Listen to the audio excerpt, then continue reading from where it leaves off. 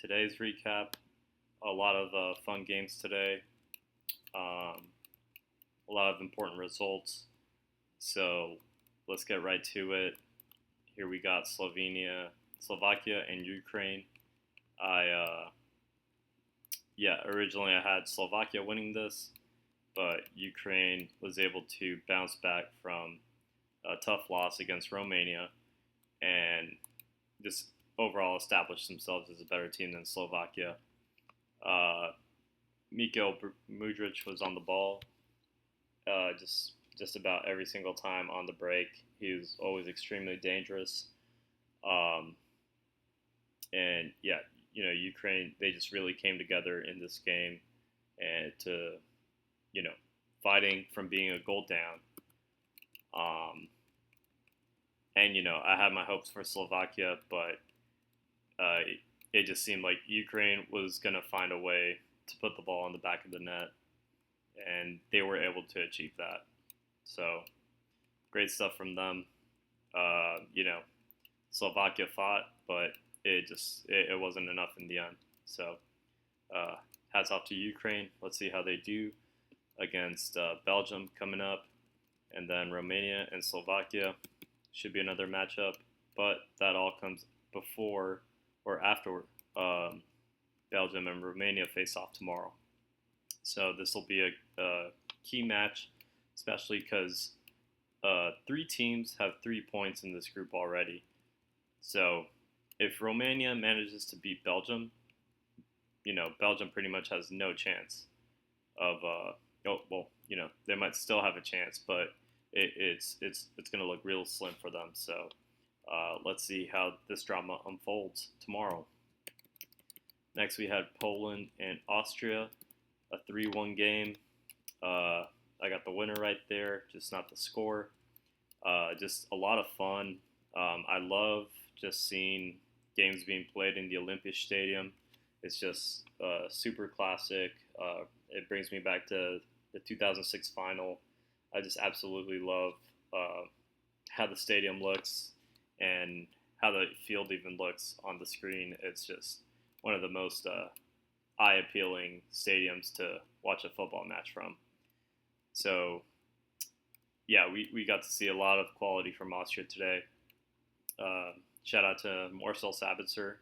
I thought he played really well, and you know, uh, yeah, there's a lot of bright spots here on this Austria team. I can't tell you who per se, but they just they're just always better than Poland.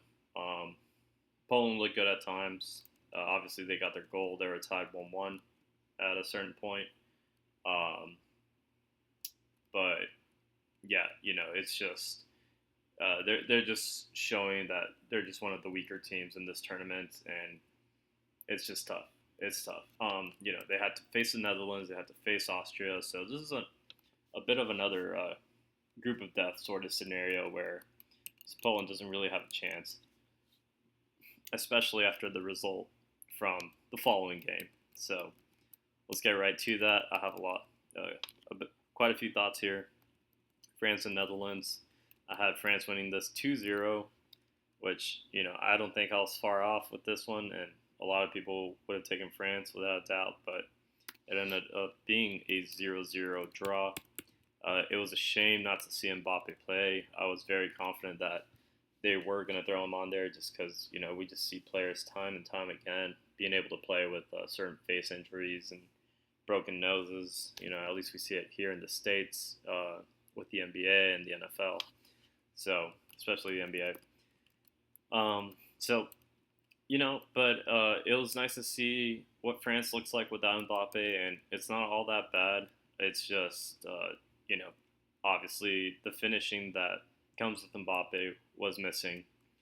Um, Man, Antoine Griezmann. I mean, two opportunities in front of goal, and none of them converted.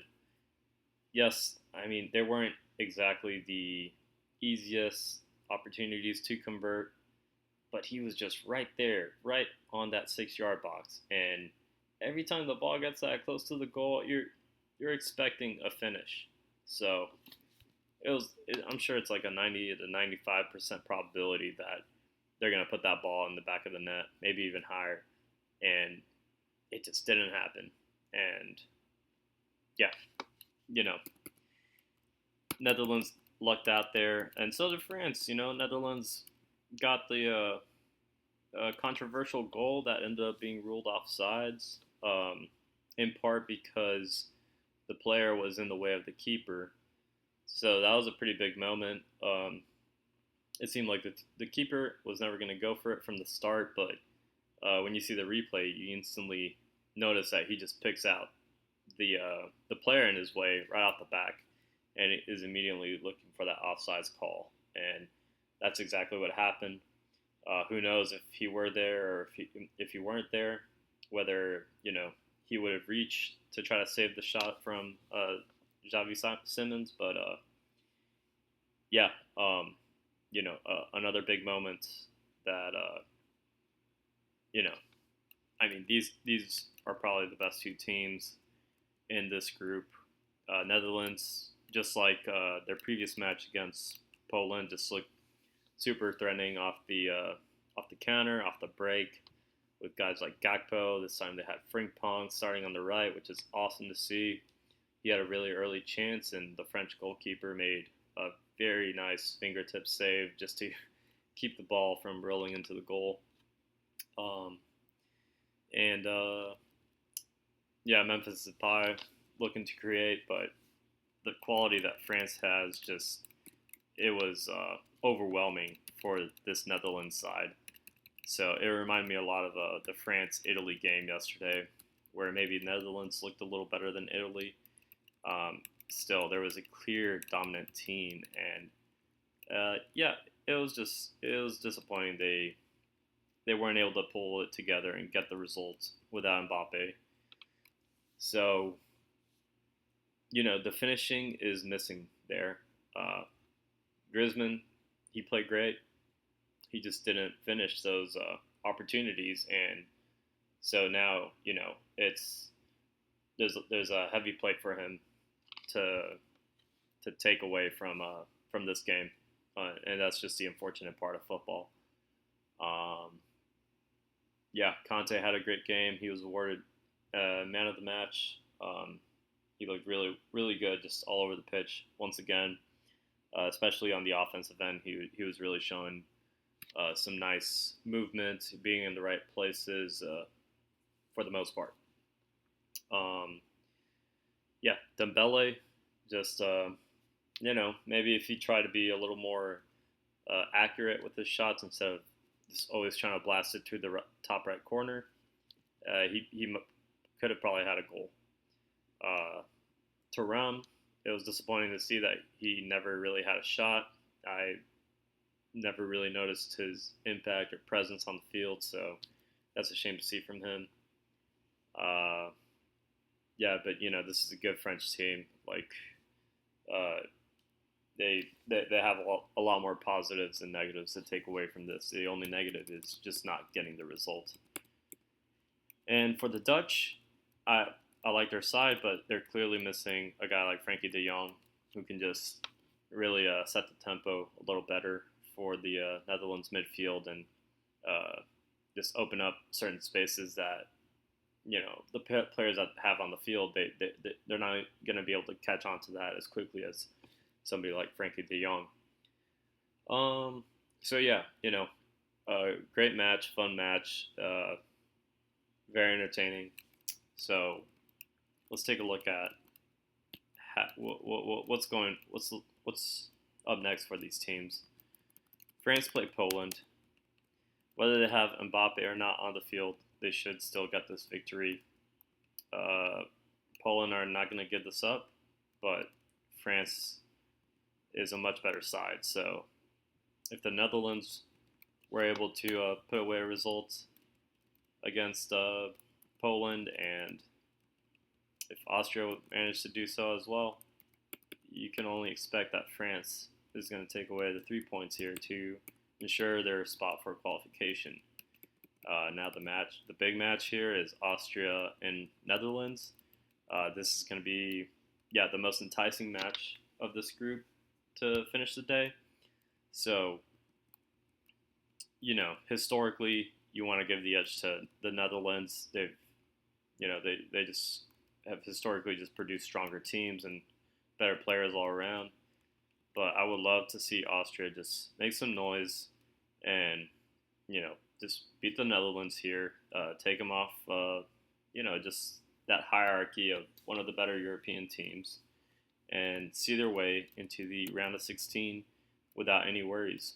Hopefully, Netherlands can still get there off a third place finish, and they should be able to since they're currently up on goal differential on France, or at least they've scored two more goals than France or 2 goals as opposed to France's 1 goal. So that gives them the edge for the moment. And over here on this side of the group, let's see what Belgium and Romania have in store tomorrow. Hopefully, Romania can take advantage of just this Belgium side where we just have a lot of questions. It just feels like England, so we just have to see how they come out tomorrow.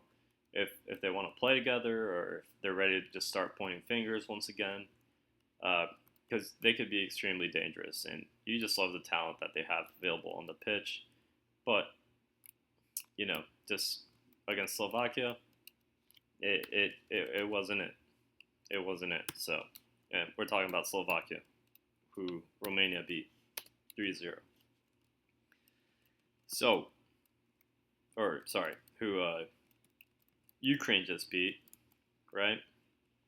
Ukraine just beat them, and Slovakia just, they look good at times, but the breaks that Ukraine had, they just couldn't handle that.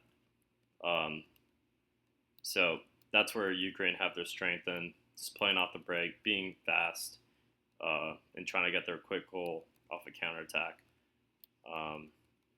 We'll see, we'll first have to see how tomorrow goes, because then depending on this result, then Belgium might be in a dire situation where they're going to be forced to attack a lot, and then Ukraine can just, take advantage of them off the break, off the counterattack, being quick, trying to find those easy, or just those